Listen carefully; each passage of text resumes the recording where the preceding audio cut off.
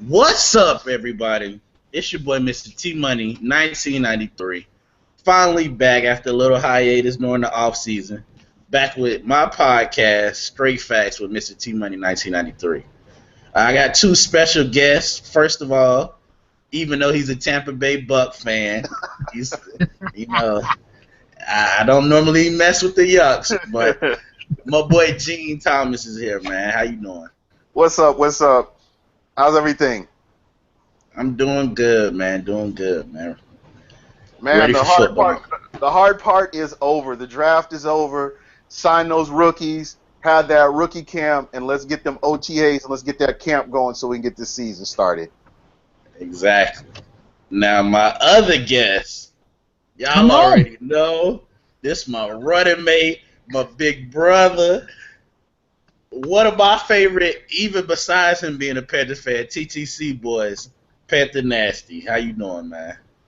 What's up, Panther Nation? It's Panther Nasty. I'm just stoked for this year. I think people overlooking some key things, and we're going to discuss that.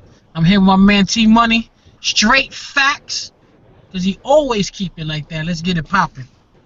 All right, man.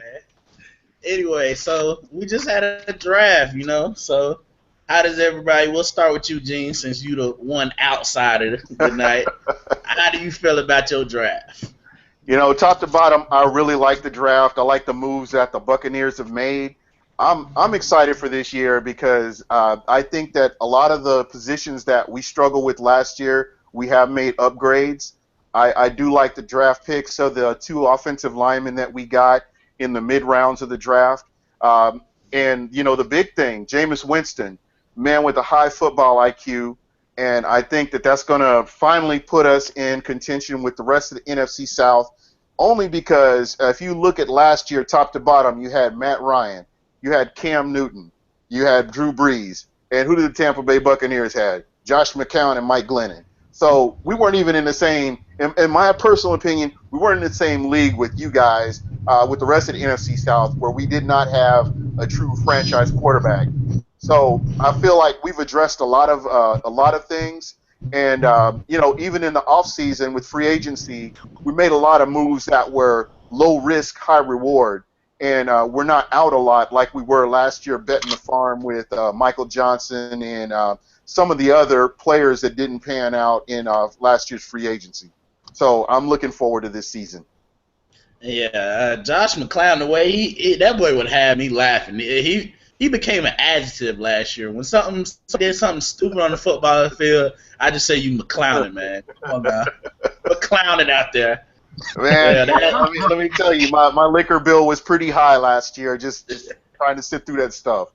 But like I said, the Buccaneers organization, they realized they made some mistakes, and they jettisoned a lot of these players that they didn't feel would work towards the future of this franchise.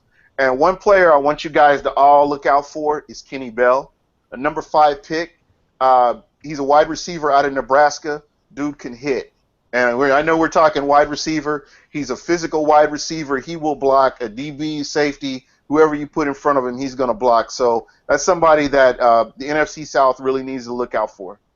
Yeah, so let me ask you this. Y'all took two, slot returner kind of guys. So does that mean y'all kind of giving up on, what's the young dude y'all drafted last year? Robert Huron?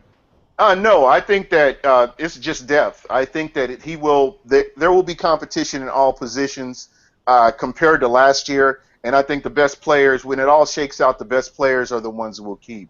I like Robert Huron. I like what he can do. I've actually talked to him on Twitter and on Facebook and stuff like that. I've actually held conversations with him. He's real good football IQ as well, but he just didn't really show that he owned that starting position. So that's why it is up in the air this year. Yeah, because me and Panther Nasty good friend RTP was telling us before the year that was y'all's secret weapon, man, and we better watch out. Yeah, he's supposed to be Randy Moss. And what do you say? Sophia Jiggins was supposed to be Tony Gonzalez? Well, yeah, Tony Gonzalez. I will say you guys got to watch him. He'll be 100% healthy this year. He was having issues with hamstrings, and trying to think what else he had. He had another injury, but I think he's 100% healthy right now, and he realizes he underperformed last year. So just look for him as well.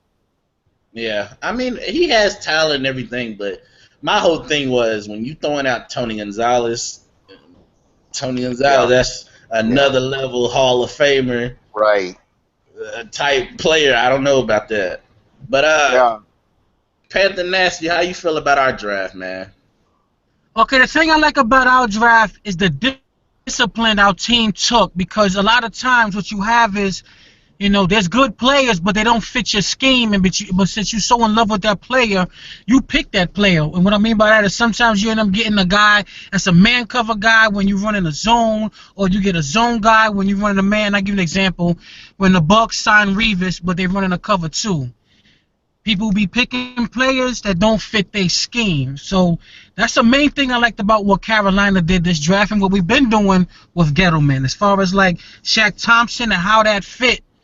This is a top 10 defense, and we just added a guy with that caliber of play. Now, I'm not going to sit here and just co-sign and say, oh, this guy is great, because I haven't seen a snap.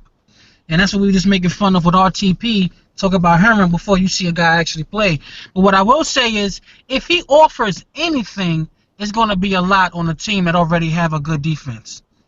So I like the Shaq Thompson thing. I was surprised when we did it, because me, I want a weapon for Cam. But when you look at it and see how it fits, what it's going to be like, and Carolina setting themselves up to be able to cover tight ends that have given them problems in the past, fast tight ends like Luke Wilson and stuff like that, and they said that. Looking at Devin Funchess and his size, catch radius, and how he fits and what they want, a big guy that can give you yak, a guy that's smart. And that's the main thing. Am I going to sit here and say how great he is? Of course not. But here's a guy coming in, and how much pressure is really on him? He's not my number 1. He's not my second option. That's Olsen. He's got coming in. He's got to just perform. I mean, it's not no real weight on the guy. Just come in here and do your thing. He's sharp. All 3. I mean, when you could draw a play up and you got a rookie wide receiver that could tell you every responsibility of all 3 receivers, tight end, and running backs in that play, that's a good sign. That's a good sign that not only he know what he's doing or going to, and he's kind of smart in the game, is that he's going to get on the field soon. The offensive tackle, Darrell Williams, is another guy where you see he fit our scheme. We want to have a power run attack, not a zone, so you get a power run offensive tackle, 6'5", 327. That's the kind of guy we want. A mauler, a guy that's going to be a power guy. We had Mike Remmers at right tackle. Now some competition there. I love our guards. We got an all-pro center. I just like it, man. Yeah. David Mayo. If I could butt in there just for a second, one guy that you haven't mentioned is Lee Ward, your fullback that you guys just signed May 11th. Just the fact that you got a fullback that can block and get out there and open up those holes for your running back, whoever that may be, that's like you said, that just goes to your scheme right there. And the NFL's gotten away from the fullback, but I still think that that's a viable option, especially when you're talking about an offense that is a power running offense. Yeah, definitely. He fits. I mean, it takes a fullback around 2 to 3 years to really get it down.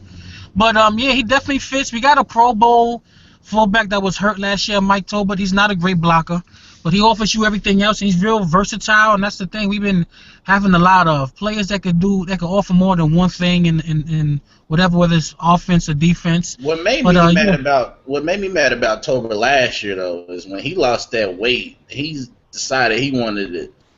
Like when he did play, it seemed like he was trying to juke people, and like even the Seattle game when he who was that he tried to shake?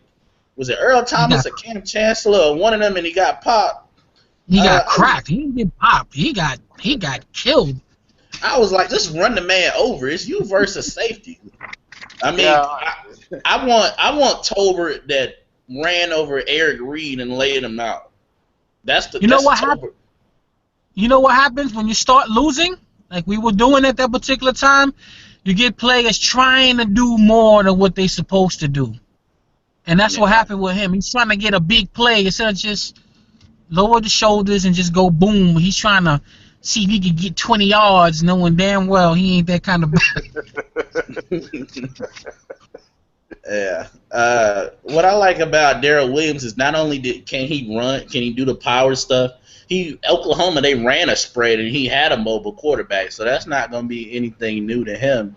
As far as you have to block a little bit different for Cam because Cam can move at any time. Cam can decide to run at any time. You can't really give up on the block because you don't know what Cam's going to always do back there.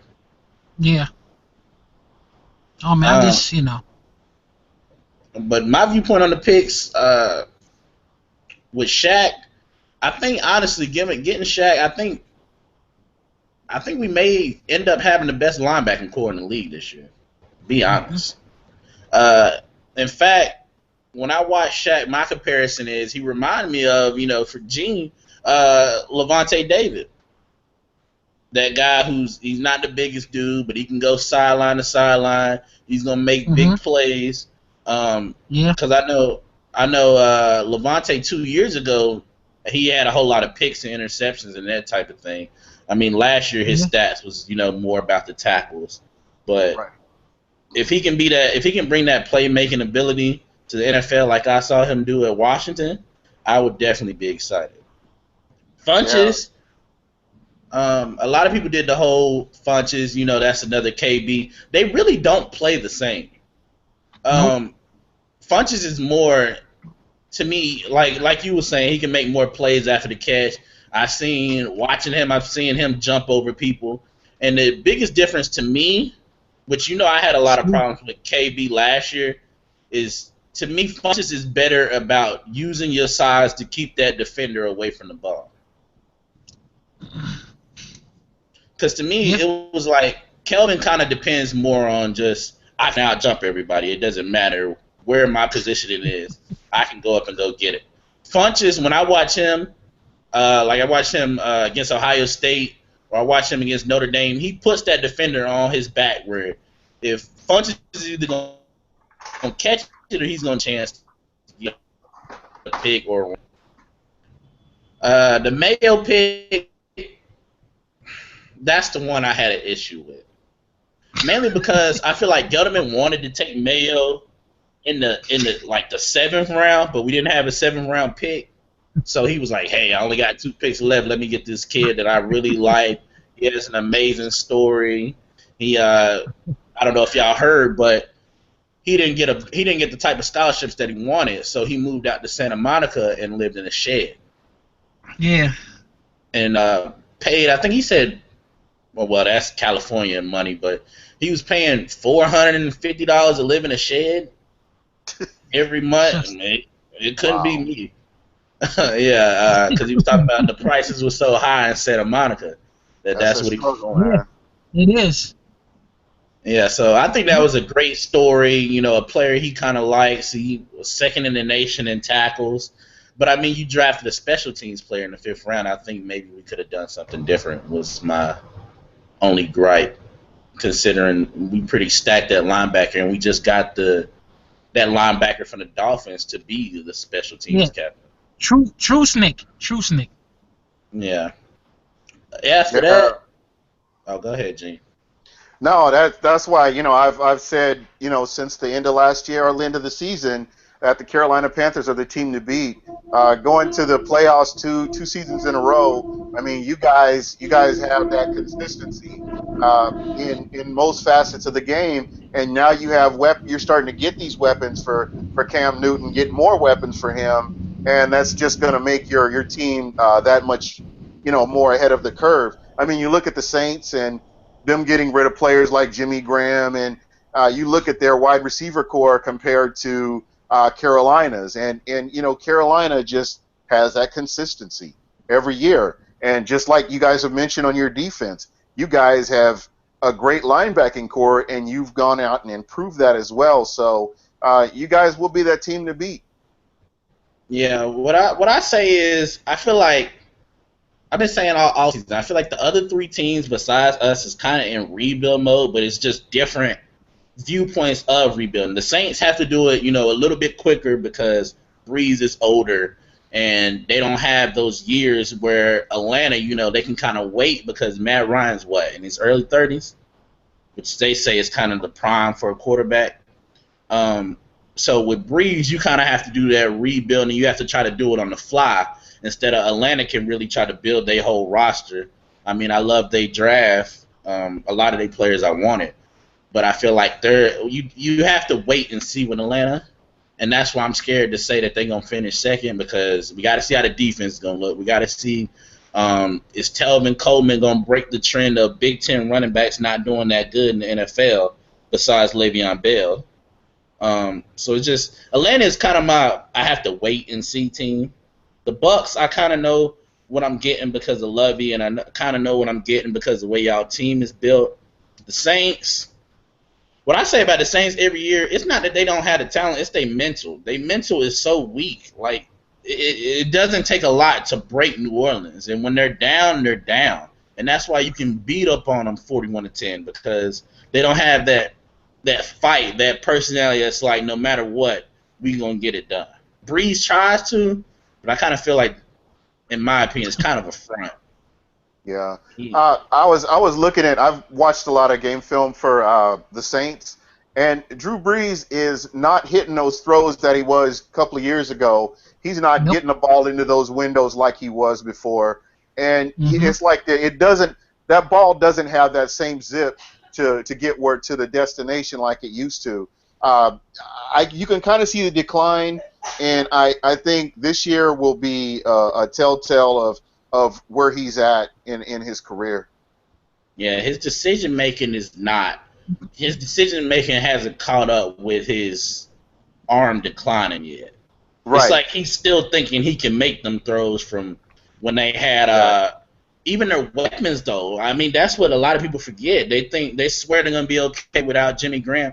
Who's the receiving core? It's really Brandon Cooks. Brandon Cooks. Colston is older. They got another guy. I know they got Morgan, but I mean, he didn't really even play last year. Their weapons were so much better. I mean, you remember a time when they had Colston in his prime, Devery Henderson, Robert Meacham, Reggie Bush, Deuce McAllister. Like their team, their weapons was so much better than they are now. I mean, their running game should be good, but the question is, can C.J. Spiller or Mark Ingram play a whole season? Because I haven't. I mean, C.J. Spiller, my thing boy. Go ahead. My thing with the Saints is, I think this moving towards the run game isn't a thing they wanted to do. I think this is something they have to do. I think they acknowledge that Breeze isn't playing the same. That's what I feel. And them not having the same weapons, is that going to hurt them? Yeah, it definitely will hurt them. But that's what I've been seeing in the Saints. They still don't get twisted. They still was #1 in the league in offense last year. But in the games where they really needed it, it wasn't there. You know what I mean? And I think moving towards a more run-orientated team and defense, I think they're doing that out of a necessity, not as something as, let's change it up. You know what I mean? How people was kind of trying to say it is. Yeah, I think it too is you don't have the salary cap to go get those weapons. Right. That's the big thing right there. The biggest thing. When they had those real good weapons, a lot of them were on their rookie contracts, so you weren't paying them that much. And so when they produce, those guys want to go and play somewhere else and, get their money. So I think that's the biggest thing. You don't have the money to go get those weapons like that. You don't have the money. And what's funny about their contracts, a lot of their contracts were back end heavy, where towards the end of the contract, that's where the big money was coming in, and that's where you were seeing all the salary cap issues. My hat's off to the general manager, because there would be times where I'm like, oh, we ain't got to worry about them going after players, but somehow the GM worked it to where he could get players like Bird and other players that we wouldn't, the rest of the NFC South didn't think they were going to go out and get.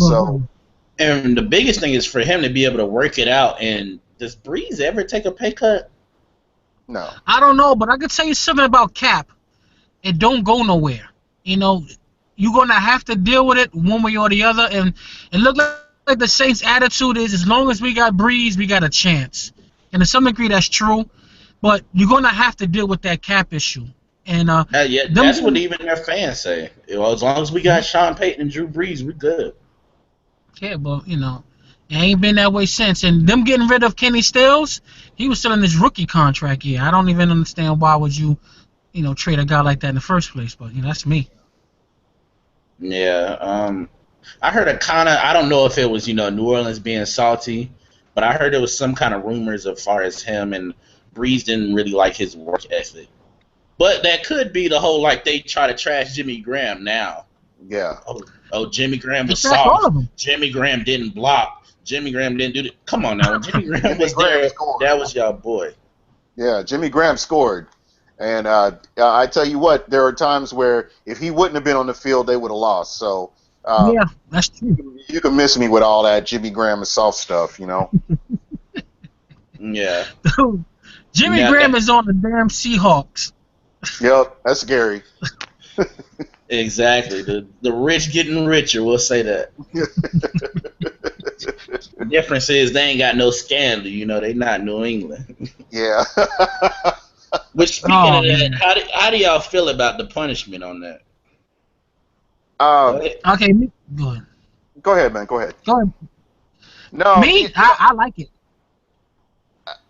I personally thought it should have been longer, and the reason I say that is not because the New England Patriots ended up beating the brakes off of the Colts anyway, but it's the fact that they cheated is the intent of doing that.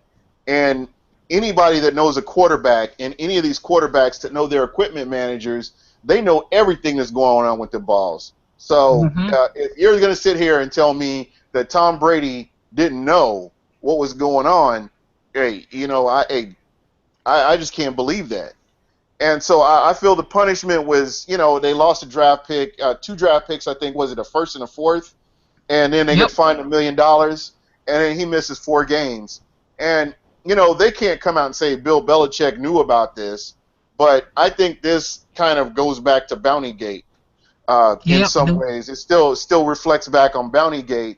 And, Roger Goodell hasn't been consistent since he's been in the league. You go back to James Harrison, and then you look at what Ben Roethlisberger did with 6-game suspension. They drop it down to 4. And all this stuff has happened over the years, and Goodell hasn't been consistent about anything. So, I think that half the season would have been ideal for Tom Brady because he didn't cooperate with the Wells report, getting the answers, giving up his text messages. So, as far as I'm concerned, that's a admission of guilt. And I think because he didn't cooperate, he should have got at least half the season. Yeah, but I mean, everything with Goodell and all them is about money. Because have y'all realized what's the first game Brady's gonna be back for? Yeah. Playing the Colts on Sunday Night Football. You know how much money? You know how much money they're gonna make if that's his first game back? How much that's gonna build up the buzz? How much people are gonna be like, "Oh, Luck versus Brady," a rematch of the game that got Brady suspended in the first place. You know how much hoopla that's gonna be. You might as well not even watch ESPN that week because that's all they're gonna be doing. The return of Brady. Dun dun. I look at it like this, man. I agree with it. I do. I am disappointed that he only got 4 games. Me, I thought it should be at least 10 or the whole season. To be honest with you, I felt like Belichick should have been also implemented in it, like Peyton, Sean Payton was. But to fine them $1 million, which is most in any team in NFL history, to take their first round pick in next year's draft and 4th in the year after that, I'm content with that because I'm looking at it like this. If you get caught cheating again, which they're going to, if you get caught cheating again, I want to see what the penalties are for a 3rd time, getting caught cheating. But what's a meal to Robert Kraft? Exactly. I know, but you can't expect them to take $30-40 million. I mean, if $1 million is the most they've ever taken from a team, so for that, of course it ain't no money, but it's something. I want to see what happens when they get caught again. Now, while we're talking about this, you realize that the equipment manager was suspended indefinitely from the New England Patriots without pay. I'm thinking that Kraft is paying this dude on the backside because, Of course. all the knowledge that he has on what happened, he could go to TMZ or somebody like that and really just Yep. let it all out there.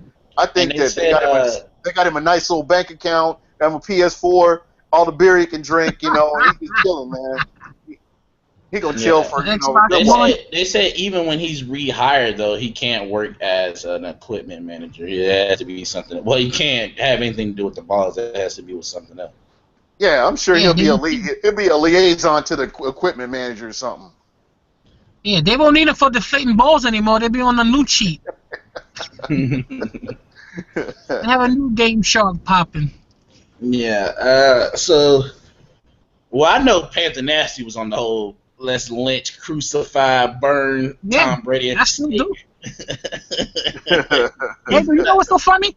I've been saying that team was cheating after the first Super Bowl because I watched football for a long time and I know what it takes to win. I know what teams win. Let's be real, man. We talking about this new receiving core was Edelman, LaFell, and Amendola. Are you joking, man? Okay, so you won the Super Bowl because of Brandon Browner, right, and Revis. You let both of them walk like, dude, they're going to win 14 games this year regardless. They don't draft well. They normally don't pick up good free agents. They just win. No explanation, no anything. I mean, of course, it's more than just deflating the ball. We know something else is going on. But, this team is doing things, man. They always work in the gray area, and they've been getting away with it.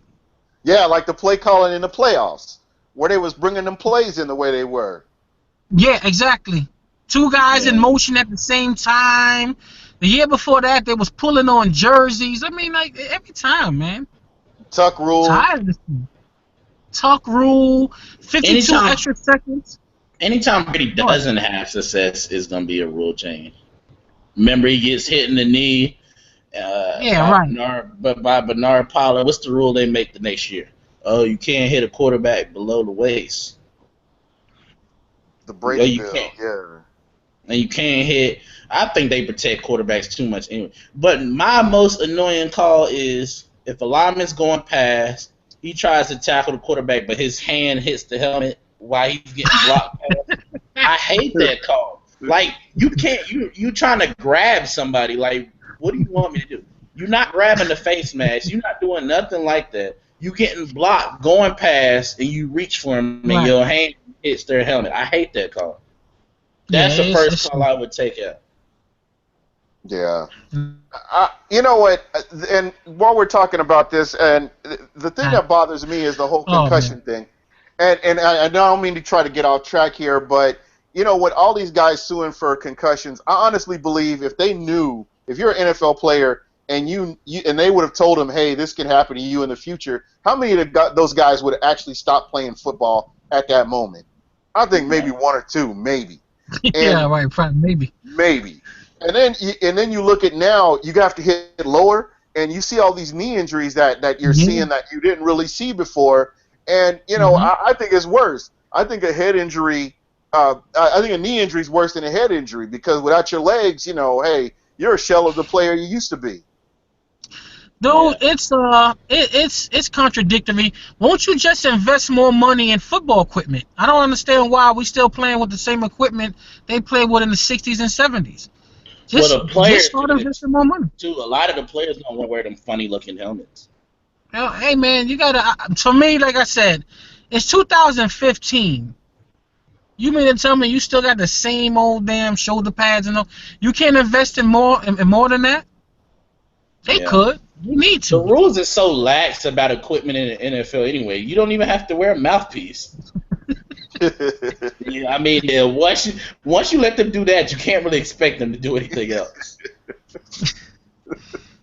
And the whole not wearing thigh pads, you can just wear them little padded compression shorts up your knee. Yep. They do a lot more to protect, like high school and stuff.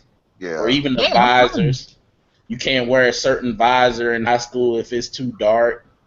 Mm-hmm. They do You can't do that all the way up to a certain point, and then NFL say, "Hey, you grown ass man, now it's on you." Yes, man. Dude, yeah. But anyway, getting back to South stuff. Well, I know what jeans will be, but what do you feel like was your best offseason move? Um, I think the draft. I think we needed a quarterback, and you tweeted something that was we were spot on with it when you said the Bucks were a good example of a team that's drafting for need rather than getting the best player on the board. And you compare that with what Carolina did, going out getting Shaq uh, in the draft. He was the best to me. He was one of the best players that was available at that time, just as a player. So I think that you bolstered your defense. Whereas for us, I think that Jameis Winston, and I'm happy with this move because I look at what he's done so far. Even in rookie camp, he had the playbook for 48 hours, and Yeah. they were saying on the second day of rookie camp, this guy's trying to adjust protections. But the coaches had to stop him and said because nobody else is caught up with him on as far as the playbook goes. And that Damn. we just got Dirk Cotter in from Atlanta, and that's our new offensive coordinator where we didn't have one last year. We had a quarterbacks coach that was promoted to offensive coordinator, which is scary to think about when you look back on it. But Jameis Winston and his football IQ, I have not. No, I'm just impressed with what he's doing, and I think he's going to win games from the neck up rather than making those physical plays or running and making plays with his legs. He's going to make those passes that you didn't see with the McClowns and Mike Glennon and even Josh Freeman when Josh Freeman was here. It's been a long time since the Buccaneers have had a quarterback of this caliber, even to say if we've ever had one with his kind of ceiling. So it remains to be seen on the field, but I like what I'm seeing right now. And I know a lot of the coaches and GMs actually like what they saw in the game film as well. I think the biggest thing that will help him look good too is, like you said, y'all got a new offensive coordinator, so everybody's learning the offense, together at the same time. Instead of you coming into a situation where everybody else already knows the playbooks, the calls, all that, and now you looking behind because you having to learn. Everybody's kind of learning and growing together is what I kind of like about the whole. When you start over, you might as well start completely over. Yeah, and I will say this about him: he wants to improve his game. He wants to be the best, and he's not just saying that; he's actually showing it. Where he's the first one in the facility, he's always looking at game film. They had an interview with his roommate Kenny Bell for the rookie camp, and this guy said this guy's looking at game film all the time. Dirk Cotter had during the interview process, he went over some plays with Winston, and he tried to get his mind off of him. They went out to lunch and came back, and this guy was able to recall all this stuff. And I guess for me, the big thing is he's got it up here. He's able to grasp all this stuff, and I think that's going to be beneficial for him. Coming from a pro-style offense at Florida State with Jimbo Fisher, it's been an easier transition than it would be for somebody coming out of a spread offense to come in and just learn from the beginning. It's like starting all over from scratch. So I'm really excited about the pick, and I'm really excited to have a quarterback, and I think this was one of the better moves. Because really, who was y'all last franchise quarterback? Brad Freeman. Johnson. Freeman had the 10-6 record in 2010, and with all the injuries and stuff like that, he kind of I fell don't off. think Freeman really grew into the franchise quarterback yet. I think they were still trying to see if he could be franchise quarterback. And one thing, and this is not a knock on Freeman, he didn't have the passion for bettering his game like Jameis Winston does. And, his work ethic wasn't like, he was playing on pure talent. And with Josh Freeman, you can go back to Kansas State when Ron Prince was the head coach. He was probably the worst head coach that's ever coached a team. I'm talking from Pee Wee to middle school or any of that. He's horrible. He worse than the Mighty Mike coach? Yeah, and I'll tell you how bad he was. He made Bill Snyder come out of retirement to rescue that franchise because they put it in his hands. So just looking at Josh Freeman, he got along on talent alone. And if you look at what he had for a supporting cast and what he had for coaches throughout his tenure with Tampa, he really didn't have the support structure that you're seeing with Jameis Winston, where you had the veterans that are coming in like the Doug Williams, the Derek Brooks. You've got Charlie Ward, people that are wanting to mentor this kid and make sure that he's successful here in Tampa. So I just think that this is an ideal situation for him, and they're doing everything they can to make sure that he doesn't fail. Yeah. Everything is on him. I mean, right now in rookie minicamp is the real basic offensive plays. My only question is that guy you put in that left tackle. I forgot his name. Is he good enough to play left tackle? That's gonna be the only real question I see right now besides your defense. I question both the offensive line draft picks, but they were good ones. But the starter man left tackle. Well, Ali, what is his name? Ali Markham. This guy at the Senior Bowl, he was blocking Danny Sheridan. That's a defensive guy for Cleveland picked up. Yeah, Danny Shelton, the defensive tackle. Danny Shelton. Yeah, and he was moving him around like he wasn't nothing. And on that side, there was no pressure on the quarterback for the Senior Bowl. We did a show, Southbound and Down, with Scott Karasik, who actually went to the Senior Bowl and saw him physically, and he said that he was just amazed at how good this guy was, and he was amazed that he fell so far in the draft. So I think that was a good pickup for us as well. And like you said, none of these players have played it down, but based on what you've seen from the game film or what the scouts are saying, these guys, the game will transfer from college to the pros. Yeah. What I say though is that's all I hear about Marpet is people getting excited about that. But my whole thing is Danny Shelton, in my opinion, is kind of lazy anyway. So was he giving it his all? I don't know. Yeah. I question Danny. I always have questioned Danny Shelton's motor, but I mean, we'll see. Yeah. Blocking Danny Shelton is still different than blocking Starlet Tulele. Right. Sure. There you go. He's playing left tackle. He's not playing left guard. He's starting to. That's my question. He's playing left tackle. Now I'm talking about Marpet. I was talking about Marpet. Now Donovan Smith. Because I mean, the question on that, because even the best tackle prospects normally start at right tackle, but I mean, y'all have the need letting Collins go. So, I mean, we'll just have to see how it goes. I know Dotson was saying he was preparing to play on the left side, and then they told him if they drafted a tackle, he would probably just stay on the right. Yeah. So, it remains to be seen. A lot can change with camp. Dirk Cotter even said that nothing's set in stone, so it remains to be seen what's going to happen. I'm going to try to get down to Tampa to try to catch a couple of camp games and see for myself what's going on. But I'm like I said, I'm really excited. They've made improvements in a lot of places, and you can see the direction of the team, kind of like what Carolina's doing with the moves that they're making, low risk, high reward moves. And I agree. I would say a lot of the moves that both teams have made this season, for sure, will definitely benefit them in the future, and they're building that foundation. I agree. Yeah.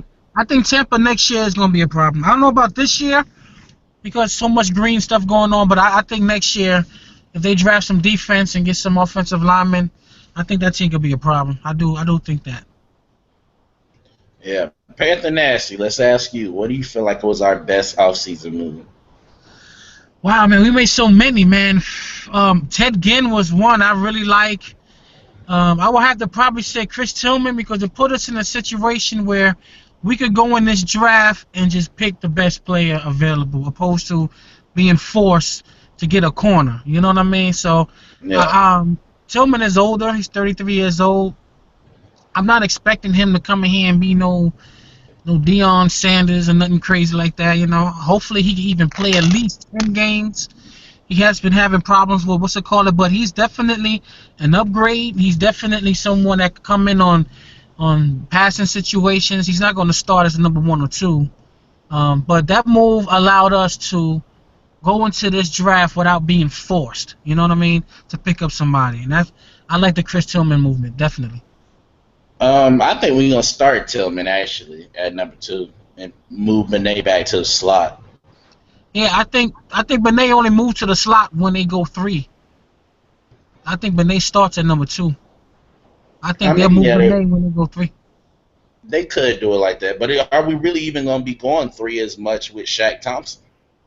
That's the reason. That's the thing I have with Shaq Thompson. But you can still go 3 with Shaq Thompson.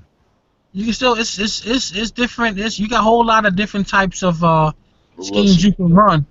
But I think we'll run a true 4-3 more this year. Last year we didn't run as much 4-3 because AJ Klein can't cover anybody in this podcast right now. AJ Klein is cool, but AJ Klein in coverage gets so lost. He don't be knowing where people are at. That boy frustrated. It's not. Go ahead. Oh, I know I'm kind of an outsider looking in. I think the move with picking up Michael Orr and Jonathan Martin off waivers, I think that's definitely going to help your rotation, especially on that O-line. I'm on the opposite side of that. I was going to say the best move was cutting Byron Bell. Oh, hell yeah. You know what? Well, Take back everything I said and say that right there.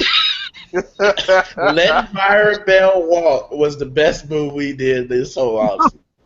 Dude, that's a double. He was a double agent, dude. He was here to assassinate Cam, dude. That was his job, man. He was a CIA. Man, you gotta look at Tampa. You look at the turnstiles we had in Tampa. I mean, O'Neal Cousins and Martin. Oh, man, come on. Nah, I'd rather would have had Anthony Collins in that. That's real. I would take Collins over Bell too, man. Goddamn, man. O'Neal Cousins. I watched this guy get spun around. He actually turned around 360. He turned all the way around and was looking at the quarterback get sacked. Nah, I seen Byron Bell getting ran over by linebackers and safety, like knocked on his ass by a damn 190-pound safety. Like, really? Dude. I'm waiting for that. I'm waiting for that scene to be on the Follies. What are NFL Follies? Because this dude turned a 360, turned him around. Oh man, that is too damn funny. Byron Bell is a character too. I seen Byron Bell get ran past. He ain't even got out his stash yet. like you ain't even got up yet. you still getting up. The dude hit Cam already. Like, damn. Yeah, this ain't no sitcom, man. You gotta at least touch somebody. Dude, I hated Bell so much, man. At one point on Twitter, he was favoriting everything I said, right? So I knew it was coming. I said, watch you block me since you didn't block nobody this game, and he blocked me, man.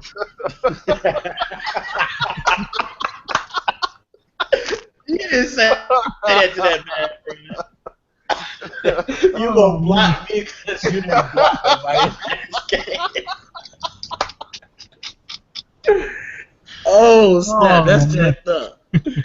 Now he gonna be out there blocking from me. You know what's crazy, though?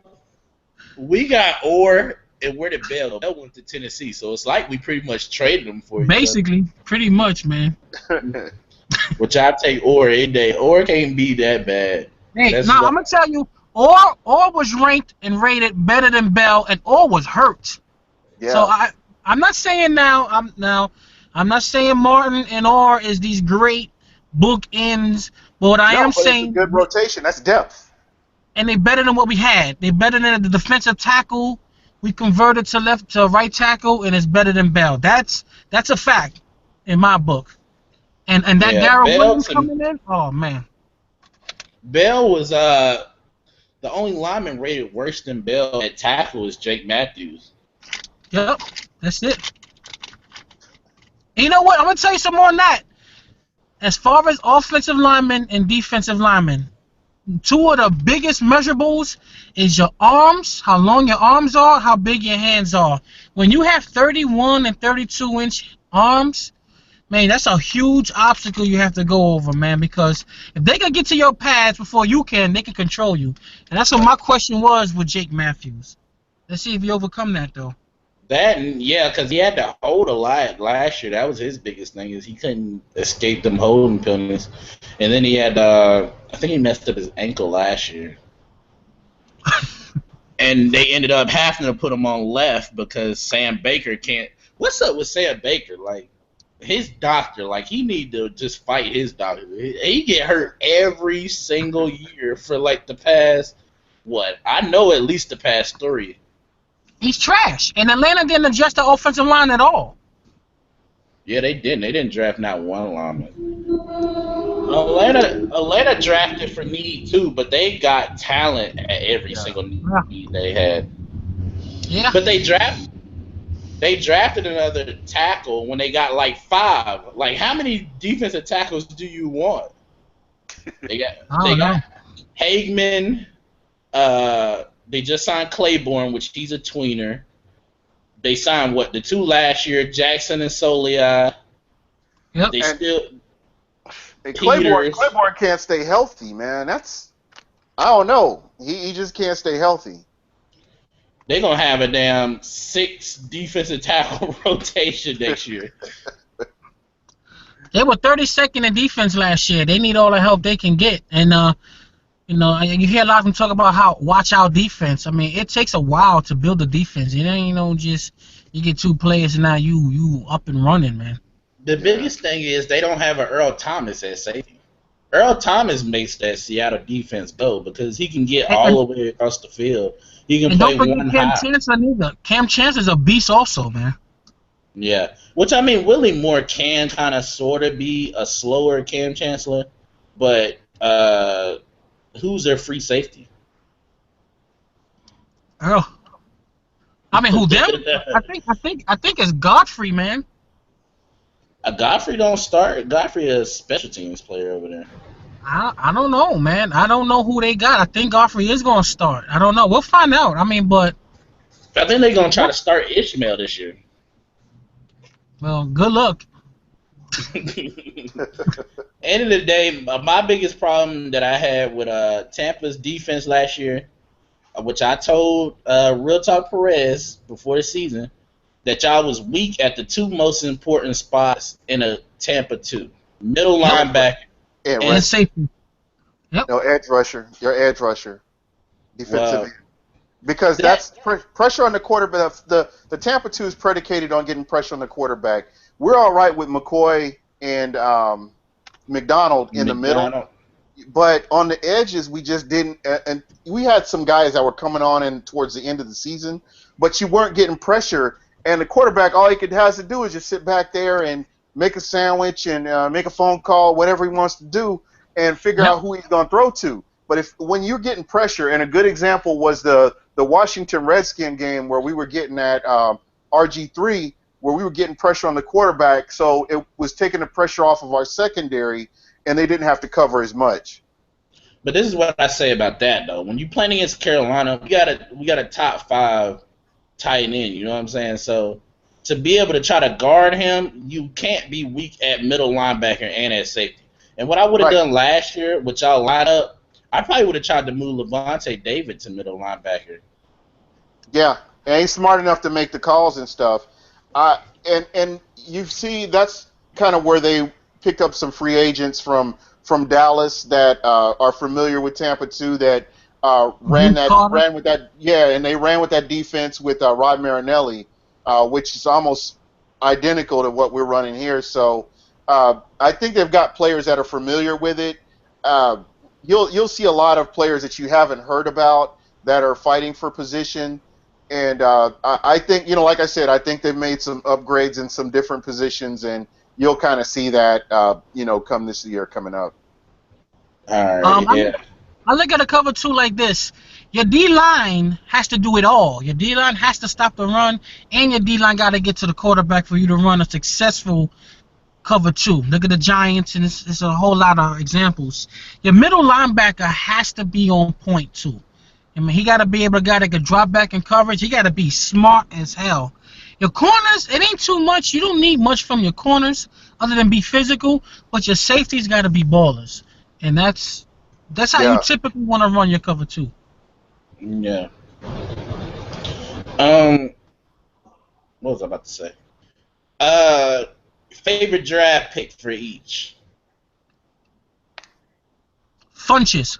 I love that dude, man. I can't sit here and co-sign a damn thing, but what I saw, I like, and I think he fits in, and I just can't wait to see him with an actual real quarterback, not a wide receiver playing quarterback, and a situation where he's surrounded with all this other stuff with Ed Dixon, Greg Olsen, he got Philly Brown, Kelvin Benjamin, and let's see what we get from the other receivers, but I think he fits in. I think I love it.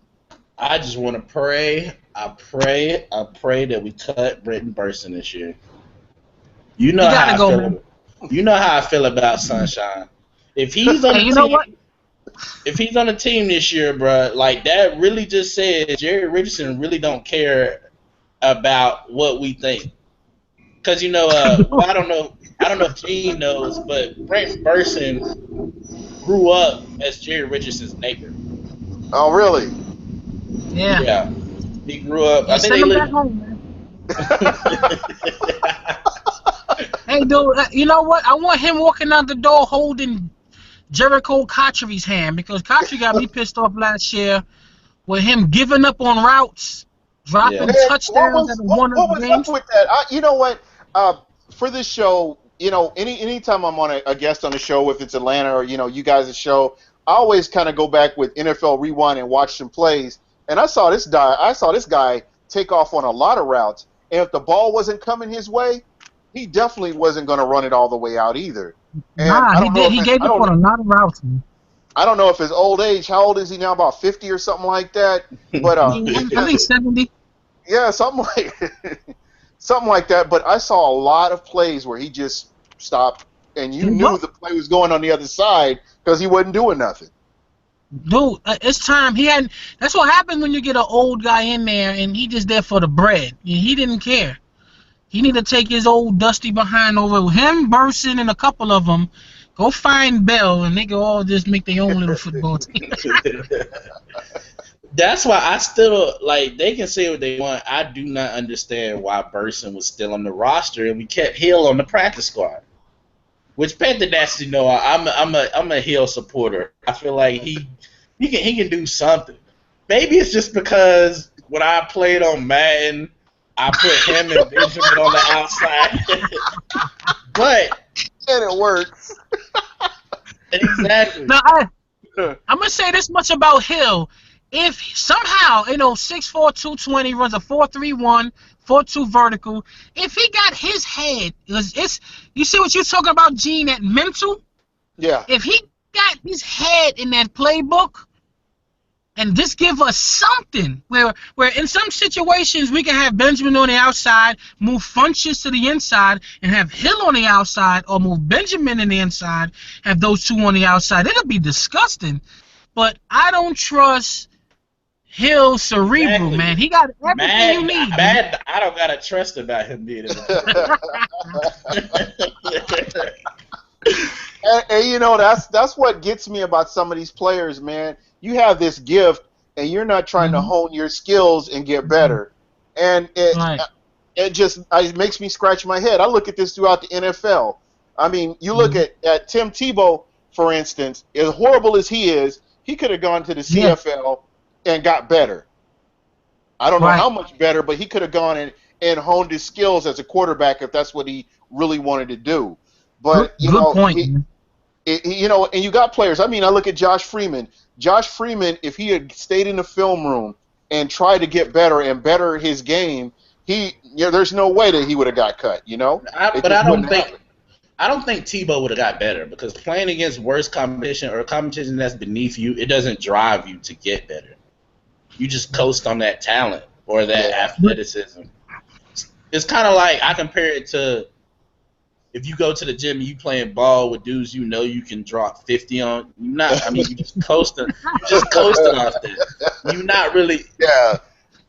To get better, you have to play against people that's on your level or above. Right. And so I think maybe him working with a quarterbacks coach was more beneficial than going to the CFL where he could dominate with his legs and run some kind of Florida-style offense.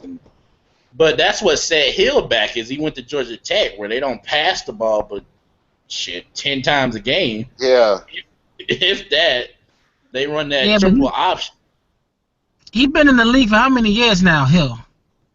He ain't no rookie. I think he's been in there 4 years. What, 4 years, right? Yeah, I think 4, man.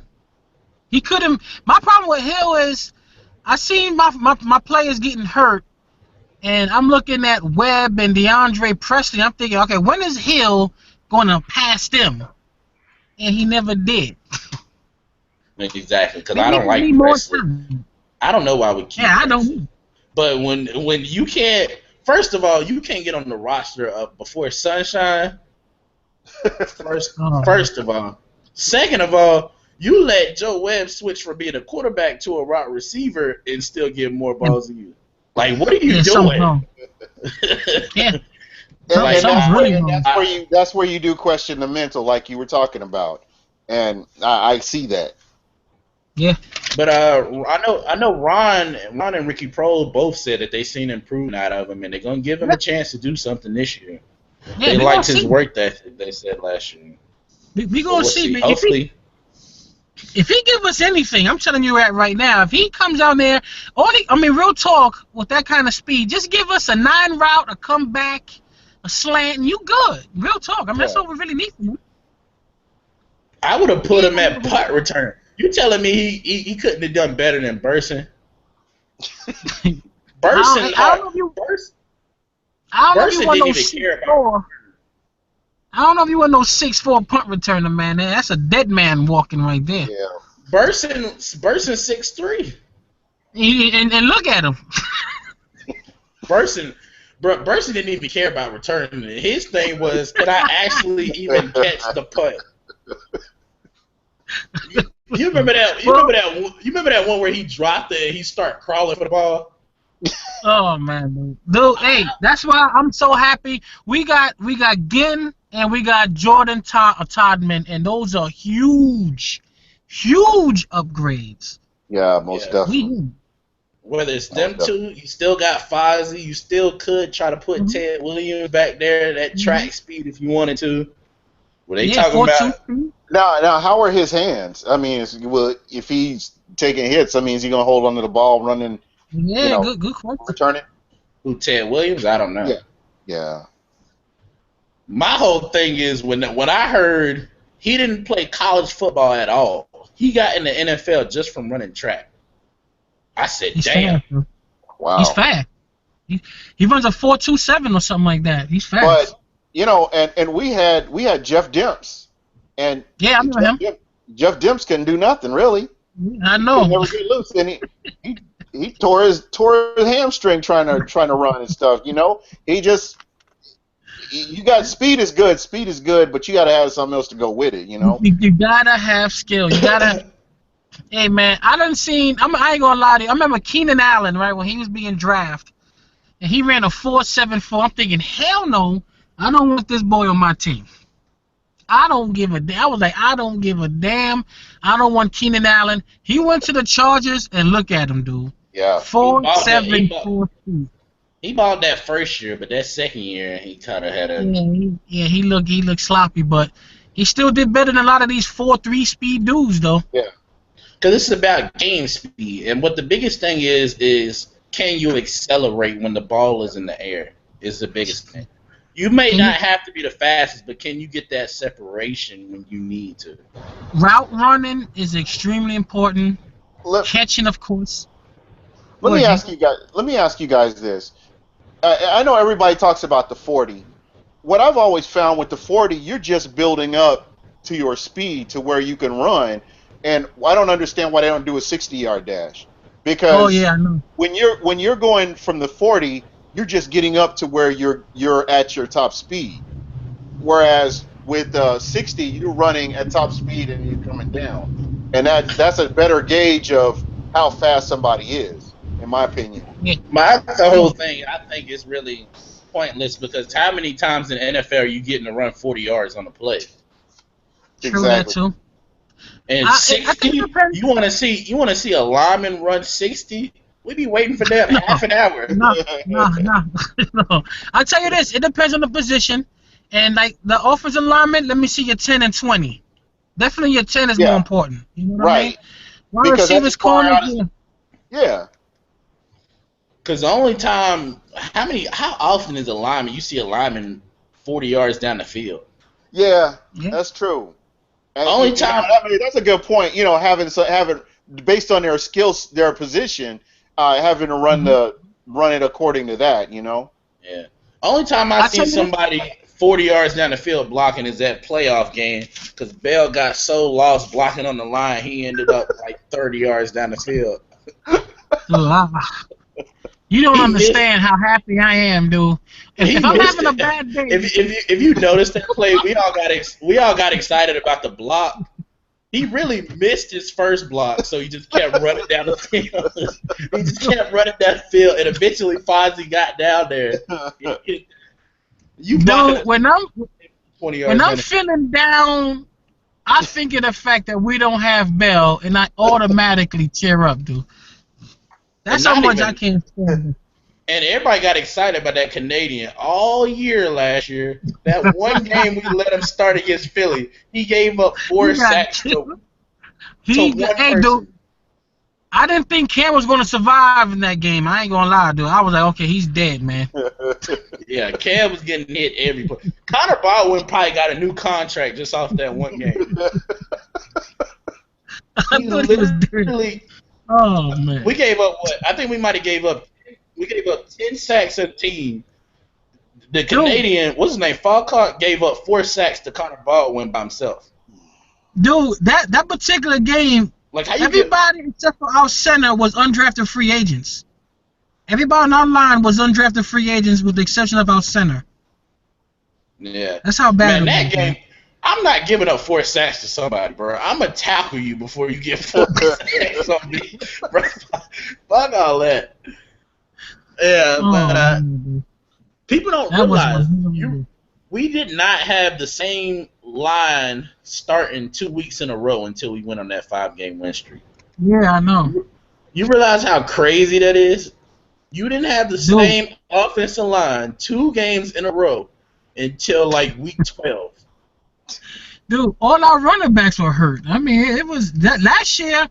Our coach house got burned down. Cam car or truck rolled 4 times. Like last year was just, I don't know what happened. Last year was crazy, man. This is what I tell anybody. I did it the real talk one day. I said name a player besides Ryan Khalil and Luke Kuechly. I can tell you when they were hurt last year. Literally. Remember we signed what was that running back that Chris opened just yeah. He was dog food, man. He was trash, dude. That was literally 2 yards in a cloud of dust. Not 3, 2 yards in a cloud of dust. I think he was talking big though. I think he ran like the one game we let him start. I think he ran like 15 times for 40 yards. Like you couldn't get more than 40 yards running the ball that big time. And I ended up seeing him on TMZ. You know what he said he did to Cam? Right. That practical joke.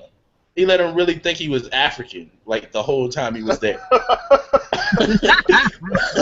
Like he said every time he was around Cam, he talked with like an African accent and everything. And Cam never knew the difference. Like Cam literally thought he was African.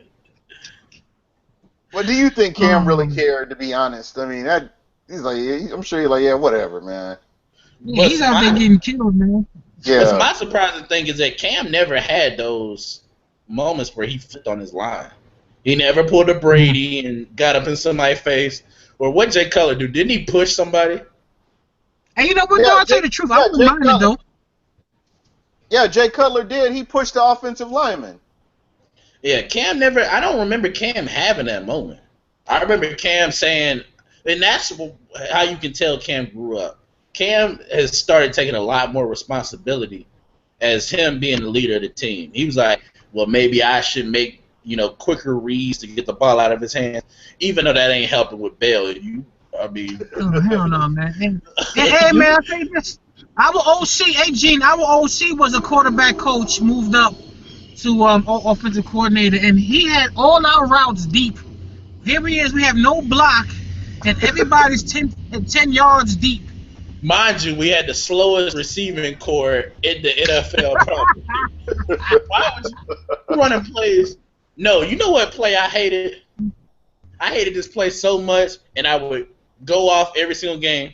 So, we got a single back. We run Autry in motion to be the tailback and run an option. Why in the world? How long did that play take to develop with Autry running in motion? It never 3 days. It never developed. It never. That play never worked not one time last year. And we were running like 3 times a game. McCautry in motion, which already I couldn't even imagine that guy running anything in motion. He runs like Patrick Ewing, man. He's like Patrick Ewing out there. and you fake the J Stu and then you pitch it to Autry. Why would I want to pitch to Autry? And finally once Philly Browns started getting playing time, we would run that play for Philly, which is a lot better option rather than running it for Jericho Autry. If we run that play for Ted Ginn this year, bro, like I'll be excited about that. Yeah, but not Jericho Autry. Oh hell no! And you know what made it worse? I think Jericho Autry scored a bunch on the Bucks. As a matter of fact. No, Jericho Autry only had 1 touchdown last year. No, he had 3. I think he had 3. Didn't he have 3? I thought he only had 1. I remember him having 1 in the Detroit game. I don't remember him scoring other than that. I don't even look that up. I don't even know if Jericho Autry had 500 yards. Nah, he did. He had, you know what he had? He had good games versus Atlanta, man. For some reason, he gave Atlanta work. I don't know what his old ass was doing, though, but he was doing all right against Atlanta. Bruh, KB was making me mad that second Atlanta game. He dropped like 2 50-yard passes. Hey, dude, that's another thing I'm wondering. They never had no chemistry with Cam. I mean, because they didn't really drop Derek Anderson passes, and Cam throw hard like Elway and Favre in them. I wonder, and with time, do they get acclimated and more familiar with Cam's throws? Because Cam throw like my high school quarterback, man. He just throw it hard for no damn reason. Jericho Autry had 1 touchdown. Oh, that's a damn shame. Get his ass out of here. How many yards he had? 580. He didn't even have 50 catches as a number 2 target. That's why I think Funches could do at least that. I think Funches could give us that right there. Yeah, and that's what I was saying. That was a good pickup. It really was. People that complain about us getting Funches and they not sure, this is what I hit them with, and it ends the whole conversation. I say, so you telling me Devin Funches can't be a better number 2 than Jericho Autry? Yeah. What can you say after that? Just drop the mic and walk away, man. I tell you this, man. When I found out he ran a 4.47 at 6'4", 232, that was enough for me almost, man. I mean, besides the highlights and all. I don't think he that fast, and I don't think he that slow at the combine. I think he probably run on an average day. I think he probably run a 4.6. I don't know, man. He looked fast on tape. He looked fast. He didn't look like no 4.7, but he looked fast on tape, dude. He ain't no Ted Ginn where out the gate he's hitting 100 miles per hour, but he's fast. You could tell he's fast. You know who besides Ted Ginn and what's the other boy? Ted Williams is the fastest player they say on the team. That dude, the Mayor Bird. That runs a 4.17 on turf. Yeah. Well, we just got him. I'm talking about that was already there. Who? Fozzie? Nah, Colin Jones. Oh yeah, he's 4.3. He runs a They say 4.3, man. they say Colin Jones is a fast ass white boy. That's what they that's what they call him. No, it ain't no think. He is fast. He was on the Niners, dude, and I was like, damn, he fast, man. He And played that's why nickel they for us have a him on couple times. special teams. Yeah, he played nickel last year. I didn't really like it, but I mean, he was better than playing Charles Godfrey there. I said I that know wasn't going this. to work in the offseason. I like Colin Jones. I mean, as a backup from free safety, I think that's cool. Yeah, not as a nickel though. No, I mean, hell no. I mean, they liked him at nickel because he could hit, and that helped us in the box. shit, but now we bring in there Ben Wickery and all that other and Gary Peters. We see what's up. Yeah, I like But Gary how Pete. about I don't know how do you not draft somebody who hasn't given up a touchdown in 2 years? I know after 57 attempts, yeah, it's a beast. He's slow, that's why. You know, we like them slow boys, man. I don't give a damn. If you say I gave up I played corner on Clemson was what, a top 5 defense? Mm-hmm. And I haven't given up a touchdown in 2 years. I'm going to draft you. I don't care. Like, that's crazy. Like, the only person I seen do that was, who was, Captain Mudlin was like that. He had only given up like 1 touchdown in 2 years. Yeah, but Captain ran a 4.41 though. Captain was kind of fast. He's tiny though, about 4'9". Yeah, you know, one thing I will say about him, he always had a nose for the ball. He always gave the Bucks fits all the time. And you know, he just when you look at him and look at him in the lineup, he don't look like he's like unassuming, but he balled. I mean, especially against I think Tampa, no matter what, was always one of the games that he was always up for. Yeah, he didn't get that many picks, but when he did, he was scoring. Yeah. Thank God he had to play against no damn Mike Evans though. That dude was 7'6".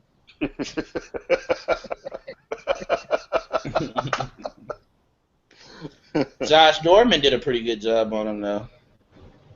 Yeah, it's going to be interesting to see how the NFC South. I think the whole division is going to be better than they were last year. I think last year with all the injuries, I mean, it's kind of embarrassing. But I think that the NFC South is going to rebound, and a lot of other divisions, like we all have the NFC East, they're overlooking our division, and I think we're going to get some wins. I think with our schedule being bad, I think we're all going to get a bunch of wins though. I mean, you can say that, but I think the win percentage looks so bad because we got to play against each other, and we all did bad. Yeah. That brings down the win percentage. But, I mean, it's still a little bit harder for us because we have to play, you know, the number 1 division teams like Seattle. I think this year was Seattle and Green Bay. Yeah, that was... I think Which really we got the AFC. What is it? East AFC and North. South. And the AFC South, I think, with the Colts and Jacksonville. Yeah. Oh, that's gonna be sweet. And now we got Jacksonville week 1, and they ain't got Dante Fowler, which I mean. Yeah, we got Tennessee. We got Tennessee as our first game. That's gonna be a fun game to watch right there. That's what we was talking about on draft day. I was out. Well, I'll ask you that question. If Mariota beats Winston, do you regret that decision? No, I don't. I really don't. I just I watched Mariota 6 Ways to Sunday, and I just everybody talks about his upside, but it's a project. He's a project quarterback, and the one thing that everybody keeps saying, if he's in the right offense, and that's. That doesn't bode well for a number 1 pick if he's in the right offense, where you have to. Right. I know that offensive coordinators should tailor their offense to a quarterback's strength, but if you got a guy, but if you look at this guy, he's been under center like 95% of his snaps in his college career have been in the shotgun, and he's never done anything under center. And the fact that he's not able to audible out of plays and stuff like that, he's got his plays scripted for him. kind of puts him at a disadvantage coming into the NFL. I mean, you look how he played against Ohio State and their defense, and just imagine each player is 10 times better than what you saw in Ohio State. So I realize he's an athletic quarterback, and hopefully he'll do good. But I just think you have a proven commodity that's coming out of a pro style offense. That's just my observation on it. But I'll make Mariota. I'm just gonna put this in. That make Mariota what 2-0 against Winston? That would be. You're right. I say this much: Mariota got some hell of a weapons over there in Tennessee, man. Yeah. Well, he got HD. Oh, yeah, they got Harry Douglas now, Dorial Green Beckham, Justin Hunter, Nate Washington. Kendrell Wright. Yeah. I don't know who. And then I like Bishop Sankey in the backfield. Dude, they got some weapons over there. But hey, guys, I gotta go, man. All right, man. Hey, dude, thanks a lot, guys. Yeah, man, it was nice talking with you. It was great. Yeah. You gotta do this again, though. Yeah. But yeah, I think we about this. Almost 11 o'clock. Yeah, I think we about to finish up. But I do want to give a shout out to Main Attraction Montana. I see he reposted my podcast on Google Plus for me. So shout out to him. I appreciate that. Appreciate the support. Gene, go ahead and let everybody know how they can reach you. You can reach me on Super Heavyweight on Twitter, and I'll actually put that on the when we get on YouTube. I'll put my link up there. And also, I'll be writing a few blogs for Carolina Cat Chronicles, so look for those here in the upcoming weeks. I do have my show called Buck What You Heard, and you'll see me talking about Bucks football. I will be getting yourself and some of the other Carolina faithful on during the regular football season to talk football as we go head to head with the Carolina Panthers as well. Yeah, man, I appreciate the support from you, and that's why I'll show love on your show and make an appearance on there. I try to get Tony to put me on Southbound and Down more, but I told you I'm a little bit more fiery because what's old boy from that dude from the Falcons?